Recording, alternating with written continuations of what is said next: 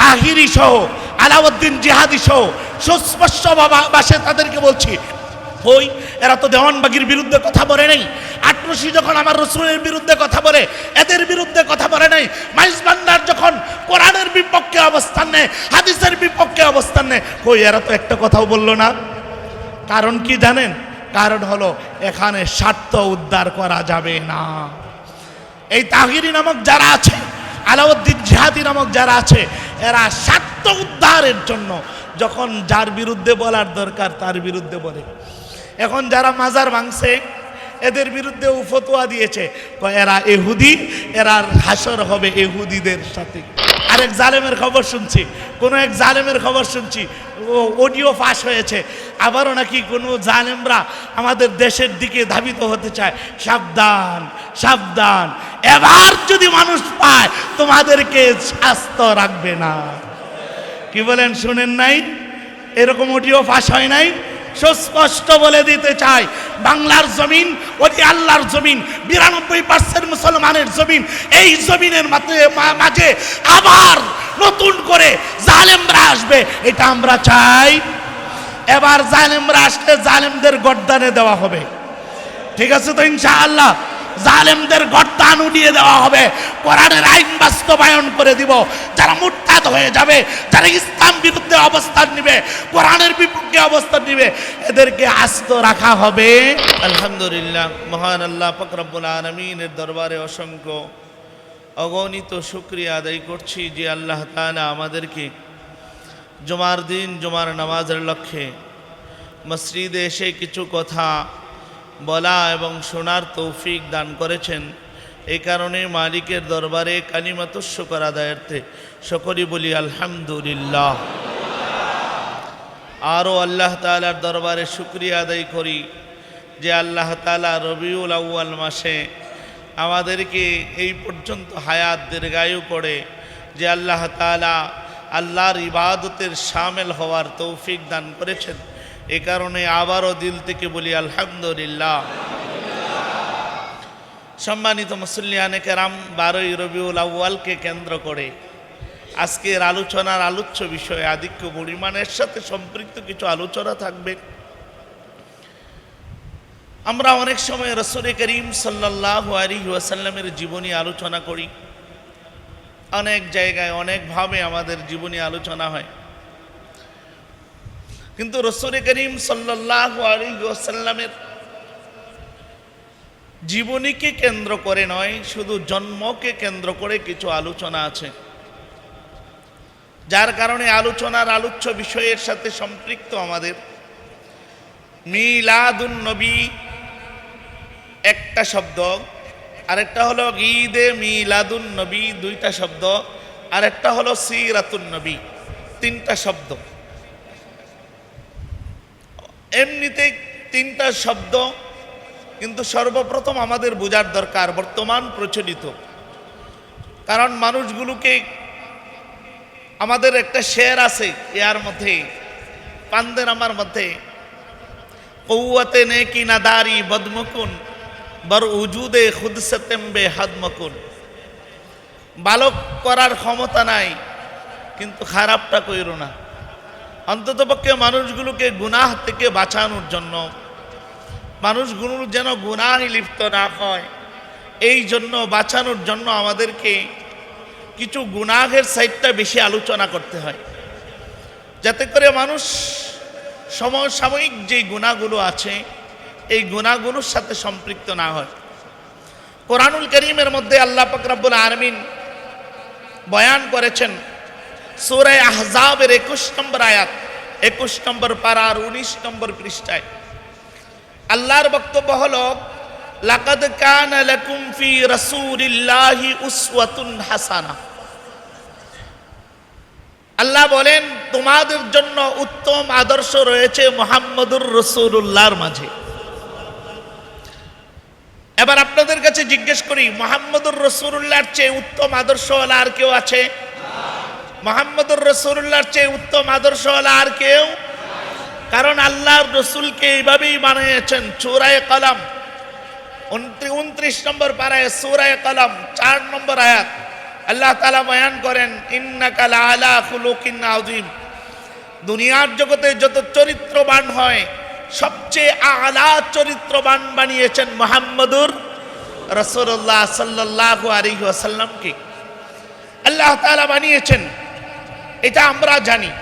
মুহাম্মদুর রাসূলুল্লাহ দুনিয়াতে জন্মগ্রহণ করেছেন। মিলাদ শব্দের অর্থ হলো জন্মগ্রহণ করা। মিলাদ শব্দের অর্থ হলো জন্মগ্রহণ করা। আর মিলাদুন নবী শব্দের অর্থ হলো নবীর জন্মগ্রহণ। এবার বলেন, আপনাদের কাছে জিজ্ঞেস করতে চাই, রসুল জন্মগ্রহণ করেছেন এটা সবাই মানি কিনা? রসুল জন্মগ্রহণ করার পরে সবাই খুশিও কিনা?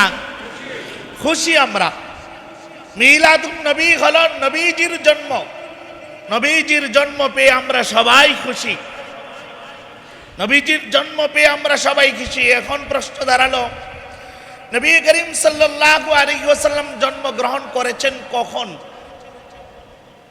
কোন দিন জন্মগ্রহণ করেছেন? এক, কোন তারিখে জন্মগ্রহণ করেছেন? তারিখ নিয়ে ইখতিলাফ আছে, তারিখ নিয়ে মতভেদ আছে। প্রসিদ্ধ মত হলো চারটা। চারটার মধ্যে তারপরে আবার দুইটাকে বলেছেন। দুইটার মধ্যে একটা আছে সহি একবারে, একটা হলো সহি আর একটা হলো গলত মশহুর আছে।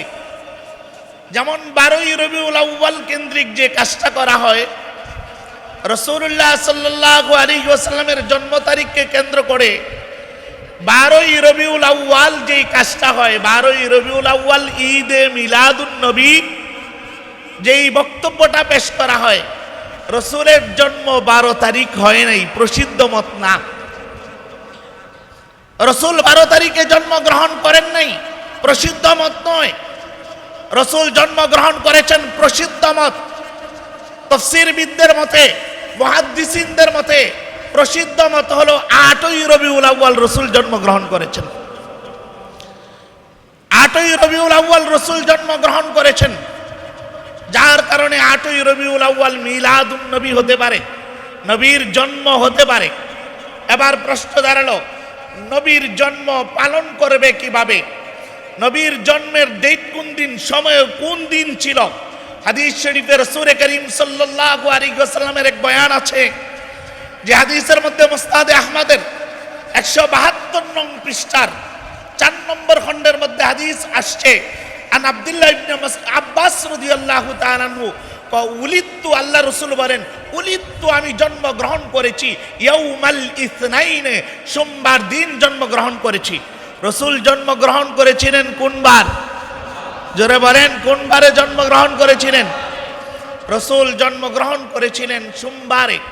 রাসূলুল্লাহ সাল্লাল্লাহু আলাইহি ওয়াসাল্লামের জন্মগ্রহণ ছিল সোমবার। এখন সোমবারে রাসূল কি করতেন? এই সোমবার জন্মগ্রহণ উপলক্ষে কি করতেন? সোমবার দিন রাসূল রোজা রাখতেন। সোমবার দিন রাসূল রোজা রাখতেন। মুসলিমের এক হাদিসের মধ্যে আসছে, রাসূল করিম সাল্লাল্লাহু আলাইহি ওয়াসাল্লামকে যখন সওয়াল করা হলো যে ইয়া রাসূলুল্লাহ, আপনি সোমবার দিনকে এত প্রাধান্য দেন কেন? রাসূল করিম সাল্লাল্লাহু আলাইহি ওয়াসাল্লাম বলেছিলেন 3টা জিনিসের কারণে। 1 নম্বর, ফিহা উলিদতু, ওই দিনে আমার জন্ম হয়েছে। 2 নম্বর কারণ, ফিহা উবাতু আলাইয়া, এই দিনে আমার কাছে ওহী পাঠানো হয়েছে। 3 নম্বর বলেন যে সোমবার দিন আর বৃহস্পতিবার দিন আমলগুলো, বান্দার আমলগুলো আল্লাহর কাছে পেশ করা হয়। এই 3 কারণে সোমবার দিন আমি রোজা রাখি। রাসূল করিম সাল্লাল্লাহু আলাইহি ওয়াসাল্লাম ওনার মিলাদুন নবী পালন করতেন, জন্মদিন পালন করতেন রোজার মাধ্যমে। জন্মদিন পালন করতেন রোজার মাধ্যমে। আর বর্তমান বাংলাদেশের অবস্থা, বর্তমান বাংলাদেশে মিলাদুন নবীর সাথে আরেকটা শব্দ এড করা হয়েছে, সেটা হলো ঈদে মিলাদুন নবী। ঈদে মিলাদুন নবী, ঈদ অর্থ আনন্দ, ঈদ অর্থ আনন্দ। 12 তারিখ রসুল এন্তেকাল করেছেন, 12 তারিখ রসুল এন্তেকাল করেছেন, মানলাম এটা নিয়েও যদি করে, কিন্তু ঈদ অর্থ হলো আনন্দ। আর আনন্দ করবে কিভাবে? আনন্দ কেন, ঈদ কেন? আমরা ঈদের সময় বয়ান করে থাকি। কোরআনুল কারীমের মধ্যে 7 নম্বর পারার 6 নম্বর পৃষ্ঠা, 7 নম্বর পারার 6 নম্বর পৃষ্ঠা সূরা মাঈদার 114 নম্বর আয়াতের মধ্যে আল্লাহ তাআলা বয়ান করেন, আলা ঈসা ইবনে মারইয়াম, ঈসা ইবনে মারইয়াম বলল, ওর জাতিরা তাকে বলল, ইদ ক্বাল আল হাওয়ারিয়ুনা, তার সাথীরা বলল, আমরা আর এইভাবে খাইতে পছন্দ হয় না, আসমান থেকে আমাদের জন্য যেন খানা ভর্তি দস্তরখান পাঠানো হয়। আল্লাহর কাছে হযরতে ঈসা আলাইহিস সালাম দোয়া করলেন, গো আল্লাহ, আমাদের জন্য এমন খানার ব্যবস্থা করে দাও। হযরতে ঈসা আলাইহিস সালামের দোয়া আল্লাহ কবুল করলেন।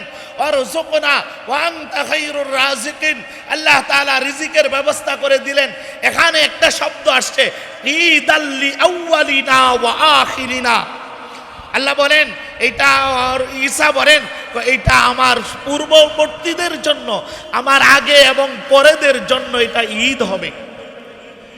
এবার রাসূল করিম সাল্লাল্লাহু আলাইহি ওয়াসাল্লামের হাদিস শরীফের মধ্যে যদি দেখা যায়, নাসাই শরীফের মধ্যে 177 নম্বর পৃষ্ঠায় হাদিস আসছে, যে হাদিসের মধ্যে রাসূল করিম সাল্লাল্লাহু আলাইহি ওয়াসাল্লাম বলেন, নাসাই শরীফের মধ্যে 1563 নম্বর হাদিস, 1556 নম্বর হাদিস, আবু দাউদের 1134 নম্বর হাদিস, যে হাদিসের মধ্যে উল্লেখ করা হয়েছে, কাদিমা রাসূলুল্লাহ সাল্লাল্লাহু আলাইহি ওয়াসাল্লাম আল মদিনা, আল্লাহ রাসূল মদিনায় আসলেন। আসার পরে ওয়ালাহু ইয়াউমান ইয়ালআবুনা ফীহিমা, ওনারা দুইটায় আয়েশা রাসূল দেখলেন বাচ্চাদেরকে খেলা করছে, আনন্দ করছে। তখন জিজ্ঞাসা করার পরে ওনারা বললেন, আমরা ঈদ মনে করি, এই জন্য আনন্দ করি। রাসূল করিম সাল্লাল্লাহু আলাইহি ওয়াসাল্লাম তাদের জন্য দুইটা ঈদের ব্যবস্থা করে দিলেন। একটা ঈদের নাম হলো ঈদুল ফিতর, আরেকটা ঈদের নাম হলো ঈদুল আজহা। আল্লাহর রাসূল দুইটা ঈদ নির্ধারণ করলেন। আল্লাহর রাসূলের দুইটা ঈদ নির্ধারণ করা আছে হাদিস শরীফের মধ্যে। সহিহ বুখারী 963 নম্বর হাদিসের মধ্যে সুস্পষ্ট উল্লেখ রয়েছে, দুইটা ঈদের কথা উল্লেখ রয়েছে।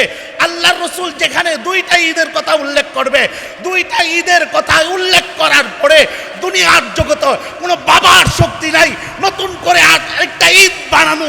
যারা ঈদ বানাবে, নতুন করে ঈদ সৃষ্টি করতে চাইবে, এরা রাসূলের উপর আপত্তি জানাতে চায়। সুতরাং সুস্পষ্ট আমাদের বক্তব্য হলো, যারা নতুন করে ঈদে মিলাদুন নবী বাস্তবায়ন করতে চায়, ঈদে মিলাদুন নবী বাস্তবায়ন করতে চায়, এরা রাসূলকে মানে না, এরা আশিকে রাসূল নয়, এরা ইহুদি আর নাসারাদের দালাল। কারণ রাসূল আমার দুইটা ঈদের কথা বলেছেন, তুমি তিনটা ঈদ, 3 নম্বর ঈদ পাইলা কোথা থেকে? তুমি 3 নম্বর ঈদ পাইলা কোথা থেকে? জবাব দিতে হবে, কারণ এদের কাছে কোনো জবাব নাই। এরা বলবে না, আমরা রাসূলের জন্মদিন উপলক্ষে একটু আনন্দ করি। অথচ রাসূল করিম সাল্লাল্লাহু আলাইহি ওয়াসাল্লাম আমাদের জন্য আনন্দের একটা দিন নির্ধারণ করে দিয়েছেন, আনন্দের একটা দিন নির্ধারণ করে দিয়েছেন। আমরা রবিউল আউয়ালে ঈদে মিলাদুন নবী পালন করবে, এর বিরোধিতা এখন পর্যন্ত করি নাই। যখন এরা এইটা নিয়ে চতুর্দিকে কথা বলছে আর ঈদে মিলাদুন নবীর বিপক্ষে আমাদেরকে অবস্থান করাচ্ছে, আমরা কেন বলি? আমাদের বলার পিছনে একটা কারণ হলো যে আমরা জানি কোরআন যা বলেছে, হাদিস যা বলেছে, এরপরে কোরআনের বিপক্ষে অবস্থান করা, হাদিসের বিপক্ষে অবস্থান করা একটা মুসলমানের পক্ষে সম্ভব হতে পারে না।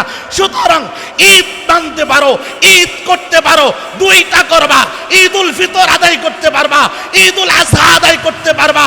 নতুন করে কেউ যদি ঈদ নামে ঈদে মিলাদুন নবী বাস্তবায়ন করতে চায়, তাদের বিরুদ্ধে আলেম ওলামারা যতক্ষণ পর্যন্ত আছে, তৌহিদি জনতা যতক্ষণ পর্যন্ত আছে, এদের বিরুদ্ধে, এই ঈদের বিরুদ্ধে কথা বলতেই থাকবে ইনশাআল্লাহ। কারণ আমরা জানি আল্লাহ রাসূল যেটা নিষেধ করেছেন, এটার পক্ষে কারো সাফাই আমরা গাইব না। নতুন করে ওনারা আরেকটা দাবি উত্থাপন করেছেন, ঈদে মিলাদুন নবী যারা পালন করেন, ওনারা আরেকটা দাবি উত্থাপন করেছেন, সেটা হলো যে আমাদের কিছু ছেলেরা শাহজালাল, শাহপরান বিভিন্ন মাজারে গেছে, মাজারে যাওয়ার পরে মাজার ভাঙ্গা, মাজারের উপর আক্রমণ করা, এইটার ব্যাপারে ওনারা বিধান জানতে চেয়েছেন। আমার কাছেও সওয়াল আসছে। এক নম্বর হলো, আমরা মাজার বিরোধী নই। মাজার শব্দটা বুঝতে হবে। মাজার যেটা জিয়ারত করা যায়, যে জায়গায় জিয়ারত করে, এটার বিরোধী নয়। হাদিস শরীফে রাসূল করিম সাল্লাল্লাহু আলাইহি ওয়াসাল্লামের বয়ান আসছে, সহিহ মুসলিমের 2145 নম্বর হাদিস এবং সুনানে নাসাই 2032 নম্বর হাদিস। যে হাদিসের মধ্যে আল্লাহ রাসূল সাল্লাল্লাহু আলাইহি ওয়াসাল্লাম আমাদেরকে আদেশ করেছেন, আমাদেরকে বলেছেন যে আল্লাহর ওলিদের মাজারগুলো জিয়ারত করার জন্য।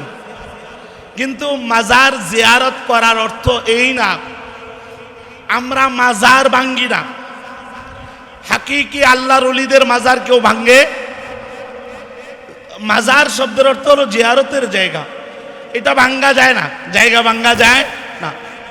কিন্তু প্রশ্ন হলো, এই মাজারের নামে যারা ইসলাম বিরোধী কার্যাদি করে, মাজারের নামে যারা কোরআন হাদিস বিরোধী কার্যাদি করে, তাদের বিরুদ্ধে অবস্থান নেওয়ার দরকার আছে না নাই? আপনারাই জিজ্ঞেস করেন, শাহজালালের মাজারে, শাহপরানের মাজারে বলেন কতটুকু দুর্নীতি চলে না চলে না? কোরআন হাদিস বিরোধী কাজ চলে না চলে না? ইয়াবাখোর আছে না নাই? গাঞ্জাখোর আছে না নাই? প্রকাশ্যে গাঞ্জা গাচ্ছে, প্রকাশ্যে ইয়াবা খাইতেছে, কিন্তু কেউ বাধা দিচ্ছে না। সরকার পর্যন্ত এখানে টর্চার করে না। পুলিশ প্রশাসন যারা অন্য জায়গায় ইয়াবা খুঁজে, এখানে ইয়াবা বিক্রি হয়, এদেরকে বাধা দেওয়া হচ্ছে না। গান বাদ্য চলছে, বাধা দেওয়া হচ্ছে না। অশ্লীল ছেলে আর মেয়ে উলঙ্গপনা আর বেহায়াপনা হচ্ছে, বাধা দেওয়া হচ্ছে না। নতুন করে এরা দলিল দিচ্ছে আবার যে নামাজ বলে ওনাদের লাগে না, মনে মনে নামাজই আসল নামাজ। আমাদের এলাকায়ও কিছু পীর আছে, আমি চক্রবর্তীর কথা বলছি, হকের কথা বলতেই হবে, যার বিরুদ্ধে এটা। আমাদের চক্রবর্তীর কিছু মানুষের বক্তব্য শুনেছি, দু একজন মানুষের বক্তব্য শুনেছি যে এরাও নাকি বলে নামাজ লাগবে না, মনের নামাজ বড় নামাজ, মনের নামাজ বড় নামাজ যেইগুলো বলে, যে শয়তানগুলো বলে, এই শয়তানদের বিরুদ্ধে আমাদের আবশ্যক হলো এদের বিরুদ্ধে বিরুদ্ধাচরণ করা। কোন শয়তান চক্রবর্তীতে থাকতে পারবে? ইসলামকে মাইনাস করে, নামাজের সাথে গাদ্দারি করে কোন শয়তানকে চক্রবর্তী নয়, বাংলার জমিনে থাকতে দেওয়া হবে না। কারণ আরে ভাই, নামাজ তো আল্লাহ তাআলা বিধান জারি করেছেন, নামাজ কিভাবে পড়তে হবে এইটারও বিধান জারি করছে।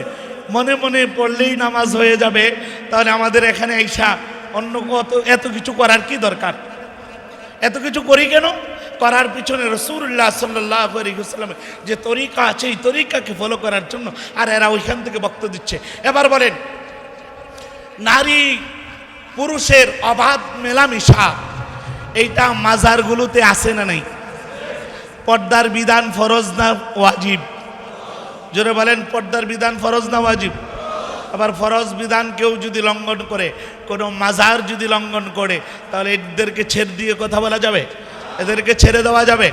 এবার বলেন, শাহজালালের মাজারে যান, শাহপরানের মাজারে যান, যেই মানুষটা এখন বর্তমান, যেই মানুষটা মাজারকে নিয়ে আন্দোলন করতেছে, এর কদমের মধ্যে হাজার হাজার মহিলারা সেজদা করে, হাজার হাজার মহিলারা সেজদা করে, এর কদমে কদম বুঝি করে সেজদা করে, গিয়েই পড়ে যায় সেজদায়। এ আবার এখন আন্দোলন করতেছে মাজার রাখতে হবে, মাজার রাখতে হবে। কেন আন্দোলন করে জানেন? ব্যবসায় লাল বাতি জ্বলে যাবে। কি বলেন? ব্যবসায় লাল বাতি জ্বলে যাবে, যার কারণে এরা এই অবস্থা করতেছে। আপনাদের কাছে আমি জিজ্ঞেস করি যে মাজার তো জিয়ারতের জায়গা, কোরআন হাদিস মুআফিক হলে, হাদিস শরীফে তো রাসূল বলেছেন মাজার জিয়ারত করার জন্য। কোরআন হাদিসের বিপক্ষে যদি কোনো মাজার থাকে, কোরআন হাদিসের যেটাকে সমর্থন করে না, এমন কোনো মাজার থাকলে তাকে ভেঙ্গে ঘুরে দেওয়ার দরকার কি না? জোরে বলেন, ভেঙ্গে ঘুরিয়ে দেওয়ার দরকার কি না? যেমন আমরা দেখতেছি দেওয়ানবাগির মাজার উপর হামলা হয়েছে, হামলা হওয়ারই দরকার ছিল। এরকম নাস্তিক আর মুরতাদদের মাজারে হামলা হওয়ারই। এখন যদি আপনারা বলেন হ্যাঁ আল্লাহর ওলি, যে মুরিদ হইছেন ওইখানে, ও তো ওনার কাছে তো মনে হবে ও আল্লাহর ওলি। যত কিছু আপনার কাছে আল্লাহর ওলি মনে হোক না, দেওয়ানবাগি একটা কুখ্যাত শয়তান ছিল। আমার রসুলকে নিয়ে কটূক্তি করছে কি করে নাই? ফাতেমাকে নিয়ে কটূক্তি করছে কি করে নাই? আচ্ছা বলেন, ফাতেমাকে নিয়ে যখন দেওয়ানবাগীরা কটূক্তি করলো, ফাতেমাকে যখন নিজের বউ বানিয়ে দাবি করলো, বিভিন্ন কিছু দাবি করলো, দাবি করার পরে এই মাজার পূজারীরা কোনটা এদের বিরুদ্ধে বিরুদ্ধাচরণ করছে? বর্তমান সময়ে যারা আছে তাহিরি সহ, আলাউদ্দিন জিহাদি সহ সুস্পষ্ট ভাষে তাদেরকে বলছি, ওই এরা তো দেওয়ানবাগীর বিরুদ্ধে কথা বলে নাই। আটরশি যখন আমার রসুলের বিরুদ্ধে কথা বলে, এদের বিরুদ্ধে কথা বলে নাই। মাইজ ভান্ডার যখন কোরআনের বিপক্ষে অবস্থান নেয়, হাদিসের বিপক্ষে অবস্থান নেয়, কই এরা তো একটা কথাও বললো না। কারণ কি জানেন? কারণ হলো এখানে স্বার্থ উদ্ধার করা যাবে না। এই তাহিরি নামক যারা আছে, আলাউদ্দিন জিহাদি নামক যারা আছে, এরা স্বার্থ উদ্ধারের জন্য যখন যার বিরুদ্ধে বলার দরকার তার বিরুদ্ধে বলে। এখন যারা মাজার ভাঙছে এদের বিরুদ্ধে ফতোয়া দিয়েছে, এরা ইহুদি, এরা হাসর হবে ইহুদিদের সাথে, এদের হাসর হবে ইহুদিদের সাথে। এর পরবর্তীতে একজন আলেম একজনকে নিয়ে একটা ভিডিও বানাইছে ওকে ভালো বানানোর জন্য। এখন ওকে নিয়ে দেখছো মান আদ আলী ওয়ালিয়ান ফাকাদ আযানতুহু বিল হারব, যে আল্লাহর ওলির সাথে দুশমনি করে আল্লাহ তার সাথে যুদ্ধের ঘোষণা দেন। এই কারণে এমন হয়েছে, এই দেখো তোমাদের এই অবস্থা হয়েছে। আমাদের আল্লামা আহমদ শফি রহমতুল্লাহ আলাইহি যখন ইন্তেকাল করেন, ইন্তেকালের সময় এই মাজার পূজারীরা আল্লামা আহমদ শফি আমাদের টঙ্গী ইজতেমা যখন হলো, টঙ্গী ইজতেমা একবার প্রচণ্ড বৃষ্টি হলো, বৃষ্টি হওয়ার পরে যখন অনেক কিছু হলো, তখন এরা বক্তব্য দিয়েছে, এই দেখছো এরা এখন ওই হুসাইন নকশবন্দি একটা নাম আছে, ও কি করে, ও আমাদেরকে অনেক কথা বলছে, খারাপ কথা বলেছে। কারণ এখন দেওয়ানবাগী এরা আশেকে রসুল। এবার বলেন, আমি আপনাদের কাছে জিজ্ঞেস করতে চাই, আশেকে রসুল যে হয়, সে আশেকে রসুল কখনো রসুলের বিরুদ্ধাচরণ করলে চুপ করে বসে থাকতে পারে? কি বলেন, চুপ করে বসে থাকতে পারে? রাসূলুল্লাহ সাল্লাল্লাহু আলাইহি ওয়াসাল্লামকে নিয়ে যখন ইজ্জত হানি করা হইতেছিল, আল্লাহ রসুলকে নিয়ে যখন কটূক্তি করতেছিল, তখন আল্লামা আহমদ শফি রহমতুল্লাহ আলাইহি 100-র উপরে বয়স, আল্লামা আহমদ শফি রহমতুল্লাহ আলাইহি আর টিকতে পারেন নাই, আর সহ্য করতে পারেন নাই। শাপলা চত্বর কায়েম করেছেন রসুলের ইজ্জত রক্ষার জন্য। শাপলা চত্বর কায়েম হয়েছে, হাজার হাজার লোক শহীদ হয়েছে, হাজার হাজার আলেম শহীদ হয়েছে। শাপলা চত্বর কায়েম হয়েছিল রসুলের ইজ্জত রক্ষার জন্য। কোথায় এই মাইজভান্ডারীরা তখন এদের এই শাপলা চত্বরে যারা অবস্থান করেছিল রসুলের ইজ্জত রক্ষার জন্য, এদের বিরুদ্ধে বিরুদ্ধাচরণ দিয়েছিল, দিয়া সরকারের দালালি করছিল, সরকারের দালালি করেছিল। সুতরাং ওই সময় সরকারের দালালি করেছিল, ওই সময় আমরা গিয়েছিলাম মাঠে কেন? রসুলের ইজ্জত রক্ষার জন্য আমরা গিয়েছিলাম, আর ওরা ওই সময় সরকারের দালালি করছিল। এরা বুঝি আশেকে রসুল? এরা আশেকে রসুল নয়, এটা ভণ্ডামি, এটা ভণ্ডামি করছে কেন? টাকা কামাইয়ের জন্য একটা উৎস বানায় নেওয়ার দরকার। এই উৎসটা ওরা বানানোর জন্য এই মাজারকে কেন্দ্র করে এরা এই উৎসটা বানিয়ে নিচ্ছে। এরা মাইজভান্ডারিতে বয়ান করে, আটরশিতে বয়ান করে, বিভিন্ন জায়গায় বয়ান করে। আমি মাইজভান্ডারির সশরীরে আমি গিয়েছি, আমি মাইজভান্ডারির পোড়া মাজার দর্শন করেছি, পুরা মাজারটা ঘুরে ঘুরে দেখেছি। মাইজভান্ডারির মধ্যে যেগুলো হয় সুস্পষ্টভাবে যে কবরগুলো আছে সবগুলোর মধ্যে সেজদা করা হয়, আমি আমার স্বচক্ষে দেখেছি। এখনো দেখেন ওরা এখনো গিয়ে কবরে সেজদা করে। এবার আপনাদের কাছে জিজ্ঞেস করতে চাই, আল্লাহ ছাড়া আর কাউকে সেজদা করা যাবে? এবার বলেন, আল্লাহ ছাড়া কাউকে সেজদা করা যাবে? তাহলে এরা যে সেজদা করে, বলেন সেজদা করলে এই মানুষটার ঈমান থাকে না বেঈমান হয়ে যায়? জোরে বলেন, ঈমান থাকে না বেঈমান হয়ে যায়? এই বেঈমানদের পক্ষে যারা কথা বলে, এই মুশরিকদের পক্ষে যারা কথা বলে, এইগুলোও বেঈমানের অন্তর্ভুক্ত হয়ে যাবে। সুতরাং সুস্পষ্ট আমাদের কথা, শিরিক করা যাবে না, সেজদা একমাত্র আল্লাহকে করতে হবে। আল্লাহকে মাইনাস করে আর কাউকে সেজদা করা যাবে না, আল্লাহকেই সেজদা করতে হবে। আল্লাহকে ছাড়া যারা মাজারে সেজদা করে এরা একটাও ঈমানদার নয়, সবটি বেঈমান। বেঈমান বমানা মুশরিক, সবগুলো মুশরিক। এবার বলেন মুশরিকদের ব্যাপারে বিধান কি?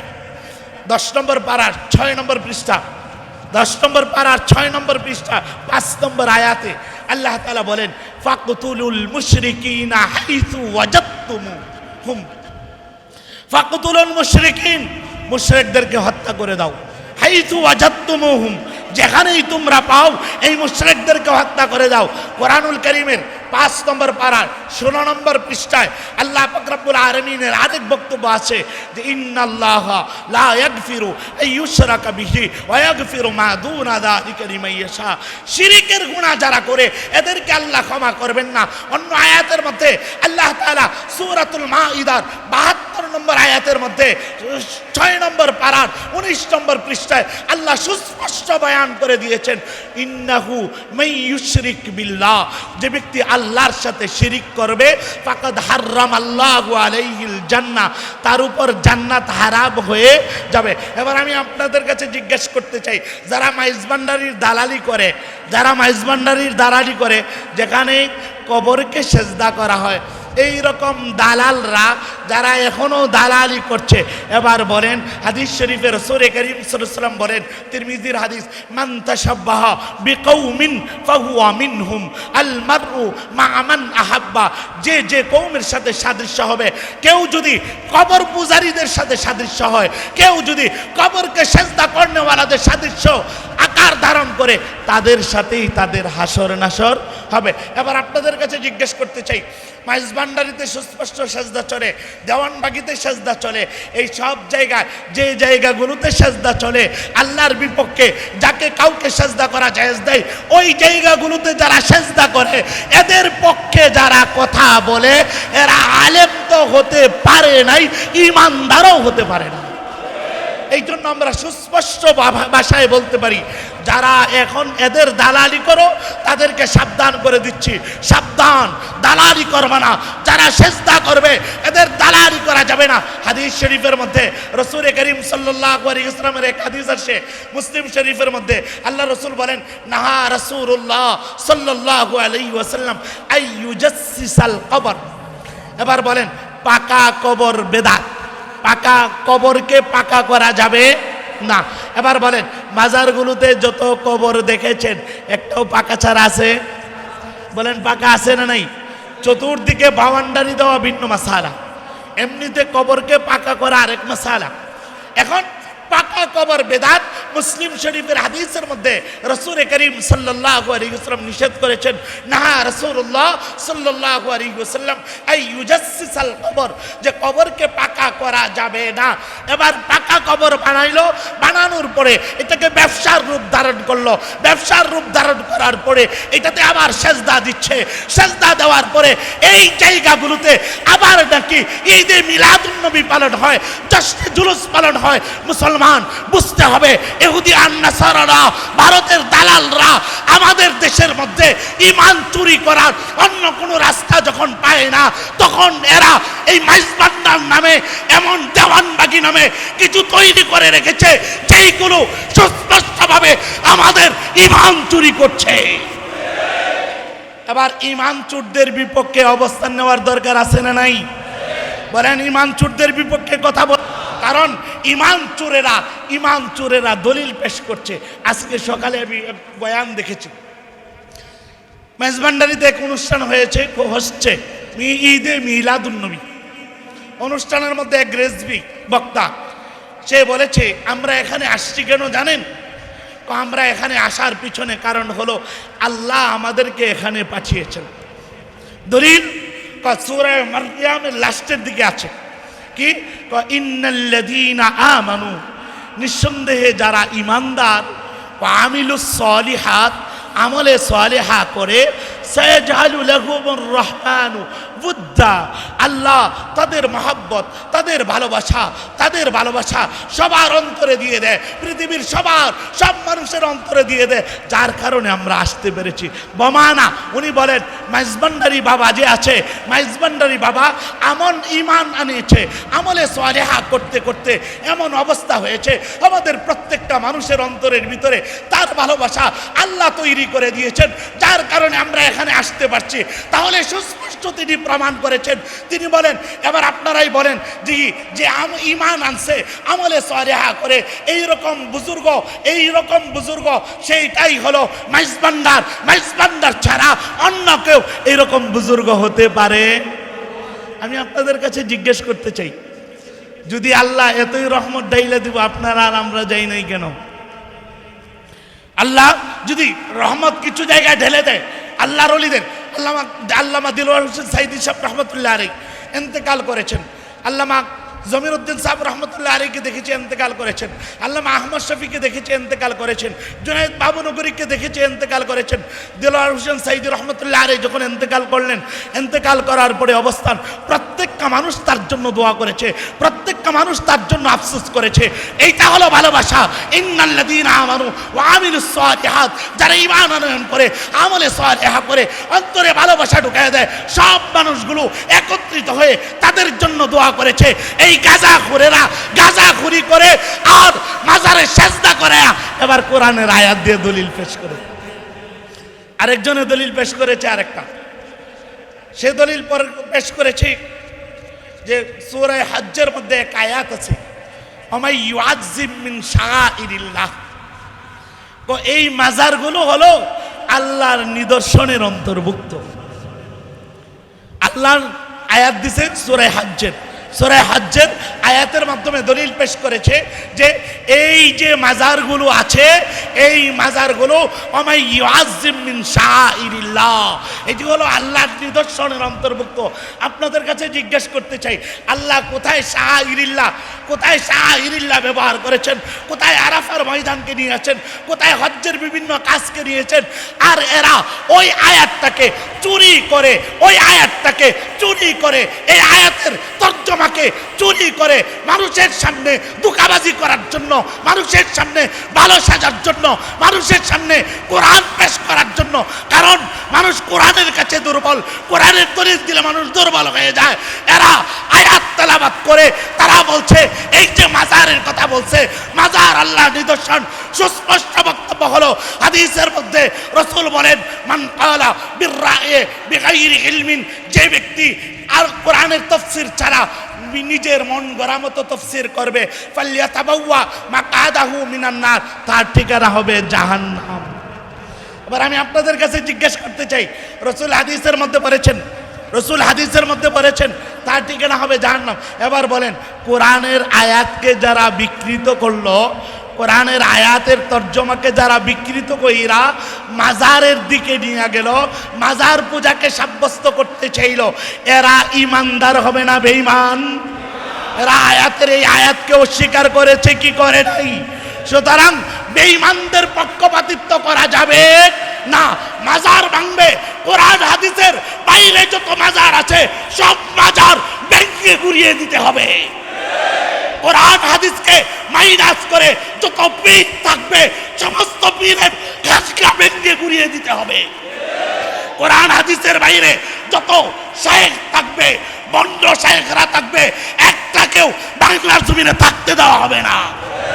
থাকতে পারবা কোরআন হাদিস যদি সাপোর্ট করে। আপনাদের কাছে জিজ্ঞেস করতে চাই, ধার আনা লাগে কেন? যদি সত্যি হবা ধার আনা লাগবে কেন? ধার আনার মাধ্যমে এরা কি বুঝাতে চায়? এরা বুঝাতে চায় সাধারণ মানুষ যারা আছে এদেরকে ধোঁকাবাজি করতে চায়। কারণ এরার কাছে কোরআন তেলাওয়াত করলে এরা তো কোরআনের আয়াতের তর্জমা বুঝে না। আপনারা কোরআন আয়াতের তর্জমা বুঝেন না। এবার আপনাদের কাছে যদি দলিল, আরে মাজারের কথা তো কোরআনে আছে, মাজার পূজার কথা তো কোরআনে আছে, সুতরাং আমরা করবো না কেন? এরপরে এইটা বলে ওরা আমাদের কাছে বিভিন্ন কিছু করতে চায়। ঈদে মিলাদুন্নবী নাম দিয়েছে, নাম দিয়ে এক নম্বর ধোঁকাবাজি করেছে রাসূলের হাদিসের সাথে। হাদিস শরীফ, মুসলিম শরীফের মুকদ্দমার মধ্যে এক হাদিস আসছে, মান কাযাবা আলাইয়া মুতাআম্মিদান ফালইয়াতাবাওয়া মাকআদাহু মিনান নার। যে ব্যক্তি, আল্লাহ রাসূল বলেন, মান কাযাবা আলাইয়া, যে ব্যক্তি আমার উপর মিথ্যা কথা বলল যেটা আমি বলি নাই। যেমন ঈদের কথা দুইটা বলেছি, ঈদের কথা দুইটা ছাইরা তিনটা বললো, ফালইয়াতাবাওয়া মাকআদাহু মিনান নার, সে জাহান্নাম, তার ঠিকানা হবে জাহান্নাম। এবার আপনাদের কাছে জিজ্ঞেস করি, কে বলেছেন? আমি না রাসূল? মুসলিম শরীফ প্রথম নম্বর খণ্ডে মুকাদ্দমার মধ্যে সুস্পষ্ট হাদিস রয়েছে। রাসূল বলেছেন, মান কাযাবা আলাইয়া মুতাআম্মিদান ফালইয়াতাবাওয়া মাকাদাহু মিনান নার। আমি মুহাম্মদুর রাসূলুল্লাহর উপর যারা তুহমত দেবে, আমি মুহাম্মদুর রাসূলুল্লাহর উপর যারা মিথ্যা কথা বলবে, তাদের ঠিকানা জাহান্নাম। কোরআনুল কারীম 4 নম্বর পারায় সূরা আলে ইমরানের 4 নম্বর পারায় আল্লাহর আরেক বক্তব্য আছে। আল্লাহ তাআলা বয়ান করেন, আমান আযলামু মিম্মান ইফতারা আলাল্লাহিল কাযিবা। এর চেয়ে বড় জালেম আর কে হইতে পারে যে আল্লাহর উপর মিথ্যা তুহমত দেয়, আল্লাহ আয়াতকে নিয়ে মাজার পূজা সাব্যস্ত করতে চায়, অথচ আল্লাহ তাআলা মাজার পূজার কথা বলে নাই। আল্লাহ বলেন, আমান আযলামু মিম্মান ইফতারা। এর চেয়ে বড় জালেম আর কেউ হতে পারে না যে কোরআনের আয়াতগুলোকে নিজের মাজারের দিকে নিয়ে যাবে, কোরআনের আয়াতগুলোকে মাইজ ভান্ডারের দিকে নিয়ে যাবে, রাসূলের হাদিসগুলোকে নিজের মন মতো ব্যাখ্যা করবে। এইগুলো সবগুলো জাহান্নামের কীট। যার কারণেই ওই জাহান্নামের কীটেরা এখন তো আগে যে শক্তিটা ছিল, যে একটা শক্তি তাদের ছিল, এই শক্তির হাত যখন ভেঙে গেছে, এখন ওরা কি করবে? এখন ওরা প্রতিবাদ করে। আমার সুস্পষ্ট বক্তব্য হলো, এবং আমারও সুস্পষ্ট বক্তব্য হলো, যদি কোনো মাজার থাকতে চায়, খাঁটি আল্লাহর ওলির মাজার থাকে, আমরা ইজ্জত দিব, সম্মান করব, এরকম মাজার আমরা জিয়ারত করব। তবে হ্যাঁ যদি আল্লাহর ওলিদের পীরদের নামে তোমরা ভণ্ডামি করো, ভণ্ডামি করতে দেওয়া যাবে না। শাহজালালের মাজারের মধ্যে ভণ্ডামি করবা, মদ আর গাঁজা খাবা, মেয়েদেরকে নিয়ে অবাধে মিলামেশা করবা, এমনটা করতে দেওয়া যাবে? এখন আমরা যদি এদের বিরুদ্ধে বলি, তখন এরা আমাদেরকে উস্কানি দেয়। আমরা ওলিদের বিরুদ্ধে কথা বলি, খাঁটি ওলিদের বিরুদ্ধে কথা বলি না। তোরা যাদেরকে নিয়ে ওলি বানাইয়া ধর্ম ব্যবসা করতেছে, এদের বিরুদ্ধে কথা বলি। কারণ এখনের যুগের মাজারগুলো ভিন্ন পদ্ধতিতে হয়। আমি আমার এলাকায় পাশে এক মাজার দেখছি, ওই মাজার হঠাৎ করে উঠছে, পরে আবার ভেঙে গেছে, এইটা কইটা শেষ। কে করছে এটা আল্লাহ জানে, ঠিক আছে। আমি ওই দিন আরেক মাজার যেখানে ভাঙলাম, আমিও ছিলাম, ভাঙ্গার সাথে শরীক, বেহুদা। এই জন্য এই যে এরা ওলি নিজেরা বানায়, কিভাবে বানায়? ওই জট রাখতে রাখতে অবস্থা এমন হয়, নামাজ পড়ে না, অমুক করে না, এ যখন মরলে এটা আল্লাহর ওলি হয়ে যায়। এটা কি হয়ে যায়? আল্লাহর ওলি হয়ে যায়। এবার আপনাদের কাছে জিজ্ঞেস করতে চাই, এইরকম আল্লাহর ওলি আপনারা বিশ্বাস করেন? যেই ওলির নামাজ নাই, এটা ওলি হতে পারে? ওলি শয়তানের। ওলি কার? আল্লাহর ওলি হতে পারে না। এবার বলেন, আমাদের দেশের মধ্যেও, আমাদের এই চক্রবর্তীতেও যদি কেউ দাবি করে যে আমি হলাম আল্লাহর ওলি, নামাজ পড়বো না, মসজিদে নামাজ পড়া লাগবে না, সুস্পষ্ট বলে দিচ্ছি, যারা মসজিদে এসে নামাজ পড়বে না, 5 ওয়াক্ত নামাজের দ্বার ধরে না, ওলিত্ব দেখায়, এগুলো ওলি না, এগুলো ভণ্ড। এই ভণ্ডদের বিরুদ্ধে কথা বলার দরকার আছে না নাই? এই ভণ্ডদের বিরুদ্ধে যতদিন বেঁচে থাকবো কথা বলবো তো ইনশাআল্লাহ। কারণ এই ভণ্ডরা, আমি দেখেছি, এই ভণ্ডরা যখন খতমে নবুয়াতের আন্দোলন হয়, এরা আসে না। এই ভণ্ডরা যখন ইসলামের বিপক্ষে অবস্থান নেয়, বিভিন্ন কাজ করে, এরা আসে না। কারণ এরা এখানে আসার কোনো যুক্তিকতা মনে করে না। শুধুমাত্র যখন রবিউল আউয়াল মাস আসবে, এরা লাফালাফি শুরু করে দিবে। এবার বলেন, শুধু মুহাম্মদুর রাসূলুল্লাহ সাল্লাল্লাহু আলাইহি ওয়াসাল্লামের শুধু মিলাদুন নবী না, সিরাতুন নবীও আছে। এবার বলেন, সিরাতুন নবী আছে না নাই? সিরাতুন নবী বলা হয় কাকে? রসুলের গোটা জিন্দিগিতে সিরাতুন নবী বলা হয়। এবার বলেন, সিরাতুন নবীর ভিতরে মিলাদুন নবী আছে না নাই? কারণ রসুল যেদিন থেকে জন্মগ্রহণ করেছেন, এই দিন থেকে একবারে মৃত্যু পর্যন্ত পুরা জীবনকে বলা হয় সিরাতুন নবী। এই সিরাতুন নবীর কাছে এরা আসে না, সিরাতুন নবীর মাহফিল করতে চায় না, সিরাতুন নবী কনফারেন্স খুব কম হয়। কিন্তু ঈদে মিলাদুন নবীর কনফারেন্স লাগাতার 1 মাস যাবতেই চলতে থাকে। আর আমাদের কিছু বিয়াকল মার্কা মুসলমান আছে, ওই দিকে এরাও দৌড়ায়, ওই দিকে এরাও দৌড়ায়। সুস্পষ্ট, এই দিকে দৌড়ানো যাবে না। এইদিকে দৌড়াইলে ঈমান থাকবে, এইদিকে দৌড়াইলে কি থাকবে না? ঈমান থাকবে না। রাসূল করিম সাল্লাল্লাহু আলাইহি ওয়াসাল্লামের 2 নম্বর আমাদের যেটা, জন্ম উপলক্ষে রাসূলুল্লাহ সাল্লাল্লাহু আলাইহি ওয়াসাল্লাম যেহেতু রোজা রাখতেন, তাহলে আপনারাও রোজা রাখতে তৈরি আছেন তো ইনশাআল্লাহ? আমরা রাসূলুল্লাহ সাল্লাল্লাহু আলাইহি ওয়াসাল্লামের এই ঈদে মিলাদুন নবী নিয়া এরা যত অপপ্রচার করে সমস্ত অপপ্রচারে দাঁত ভাঙ্গা জবাব দিব। ইহা থেকে আমরা ঈদে মিলাদুন নবী কেউ পালন করব? সবাই রাজি আছেন তো ইনশাআল্লাহ? ঈদে মিলাদুন নবী পালন করবেন না তো ইনশাআল্লাহ? সবাই ইনশাআল্লাহ ঈদে মিলাদুন নবী পালন করব। মনে থাকবে? এরা আরো কিছু হাদিস বানাইছে, হাদিসগুলো আমি বলি আপনাদের কাছে। এক হাদিসের মধ্যে উল্লেখ করা হয়েছে, রাজারবাগী আছে না আরেকটা, কিছু নাম নিয়ে নিয়ে বলতেছি, রাজারবাগী আছে, ওই রাজারবাগী এক হাদিস বানাইছে, মান আনফাকা দিরহামান ফি মাউলিদিন নবী সাল্লাল্লাহু আলাইহি ওয়াসাল্লাম কানা রাফিকিন ফিল জান্নাহ। এই হাদিসের মধ্যে ওনারা বলেন, এই হাদিস কয় কেউ যদি রসুলের মিলাদুন নবীতে 1 টাকা খরচ করে তাহলে জান্নাতের সাথে রফিকের সাথে আবু বকরের সাথে জান্নাতে থাকবে। ওমর রাদিয়াল্লাহু তাআলা আনহু থেকে আরেক হাদিস আনছে, যে হাদিস আইনা কয় কেউ যদি মিলাদুন নবী উপলক্ষে যে 1 টাকা খরচ করে তাহলে ওহুদের যুদ্ধ আর অন্য আরেকটা যুদ্ধ নিয়ে এই 2 যুদ্ধে যেই যারা করেছে যেই পরিমাণ সওয়াব পেয়েছে এই পরিমাণ সওয়াব আল্লাহ তাআলা দান করবে। আস্তা একটা গাঁজাখুরি বক্তব্য, এটা কোনো হাদিস না, এটা কোনো হাদিস না, গাঁজাখুরি বক্তব্য, নিজের মন গড়া মতো হাদিস বানাইছে, এই হাদিসের কোনো রেফারেন্স নাই। আমরা অনেক তাহকিক করেছি, 12ই রবিউল আউয়াল ঈদে মিলাদুন নবী, আর এরা যা করে এইটা কোরআন হাদিসের কোথাও নাই। কারণ এরা আমরা দেখেছি আমরা যখন রসুলের বিরুদ্ধাচারণ করে রাসূলুল্লাহ সাল্লাল্লাহু আলাইহি ওয়াসাল্লাম পুরা 63 বছর জিন্দেগিতে যেই কাজটা করেছেন, 63 বছর জিন্দেগিতে রসুল মূর্তিগুলো ভেঙে চুরমার করে দিয়েছিলেন, 63 বছর জিন্দেগিতে রসুল যা করেছিলেন তা যখন আমরা তাদেরকে করতে বলি তখন এরা সামনে অগ্রসর হয় না। এবার বলেন, রাসূলুল্লাহ সাল্লাল্লাহু আলাইহি ওয়াসাল্লাম সিরাতুন নবীর 63 বছর জিন্দেগির মধ্যে সবচেয়ে বড় একটা মিশন ছিল, কাবার ভিতরে যেই মূর্তিগুলো রাখা হয়েছিল ভেঙে চুরমার করে দিয়েছিলেন। ইব্রাহিম আলাইহিস সালামের মূর্তি যখন আসার পরে উনি বলেছিলেন কাতালাহুমুল্লাহ, এরা কতল করে দিয়েছে। কেন বলেছিলেন কাতালাহুমুল্লাহ, কেন বলেছিলেন? বলার পিছনে কারণ ছিল যে আরে এরা লাস্টে আমার বাবা হযরত ইব্রাহিম আলাইহিস সালামকে ছাড়লো না, ওনার মূর্তিও বানাইলো, ভেঙে চুরমার করে দিয়েছিলেন। আরে রাসূলুল্লাহ সাল্লাল্লাহু আলাইহি ওয়াসাল্লামের সিরাত থেকে 63 বছরের জিন্দেগি থেকে পাওয়া যায় মূর্তির বিরুদ্ধে আন্দোলন করা। আমরা যখন মূর্তির বিরুদ্ধে আন্দোলন করেছিলাম 12ই রবিউল আউয়াল, এই সিদ্দিকর মৌলবীদেরকে খুঁজেও পাওয়া যায় নাই।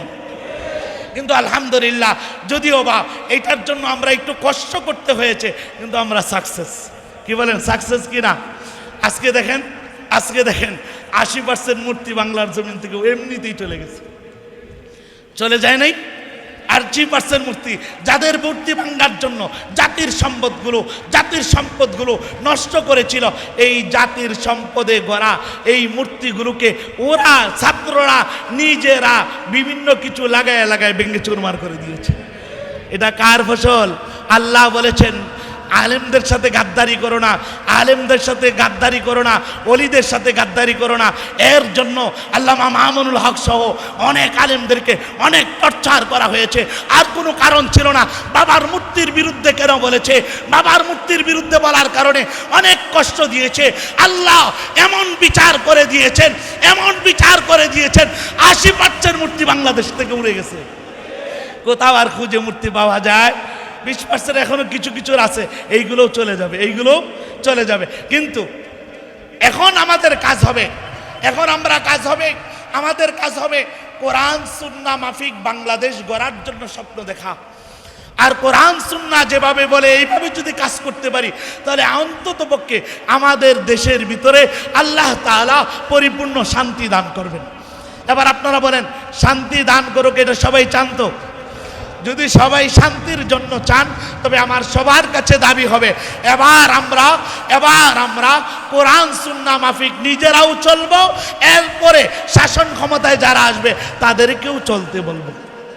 ঠিক আছে তো ইনশাআল্লাহ? অশান্তি আসবে না। তাহলে জালেমের জুলুম সহ্য করতে হবে না।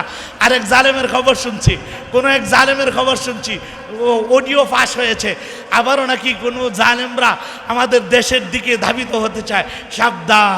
সাবধান, এবার যদি মানুষ পায় তোমাদেরকে আস্ত রাখবে না। কি বলেন, শুনেন নাই? এরকম অডিও ফাঁস হয় নাই? সুস্পষ্ট বলে দিতে চাই, বাংলার জমিন ওই আল্লাহর জমিন, 92% মুসলমানের জমিন। এই জমিনের মাঝে আবার নতুন করে জালেমরা আসবে, এটা আমরা চাই। এবার জালেমরা আসলে জালেমদের গর্দানে দেওয়া হবে, ঠিক আছে তো ইনশাআল্লাহ? জালেমদের গর্দান উঠিয়ে দেওয়া হবে, কোরআনের আইন বাস্তবায়ন করে দিব। যারা মুরতাদ হয়ে যাবে, যারা ইসলাম বিরুদ্ধে অবস্থান নিবে, কোরআনের বিপক্ষে অবস্থান নিবে, এদেরকে আস্ত রাখা হবে না। এই জন্য আপনাদের প্রত্যেকের কাছে দেশের ব্যাপারে সোচ্চার থাকা চাই। দেশে কখনো যদি কোনো অরাজকতা কেউ সৃষ্টি করতে চায়, বাধা দেওয়ার জন্য তৈরি আছেন তো ইনশাআল্লাহ? দেশ রক্ষার জন্য যদি রক্ত দিতে হয়, রক্ত দিবেন তো ইনশাআল্লাহ? দেশ রক্ষার জন্য রক্ত দিতে হলে রক্ত দিব, জান দিতে হলে জান দিব। তারপরেও আমার দেশে অন্য কেউ চোখ রাঙিয়ে কথা বলবে, কথা বলতে দেওয়া হবে। রাজি আছেন তো ইনশাআল্লাহ? যে কথাগুলো বললাম আমাকে এবং সকলকেই আমল করার তৌফিক দান করুন। ওয়া আখিরু দাওয়ানা আনিল হামদুলিল্লাহি রাব্বিল আলামিন।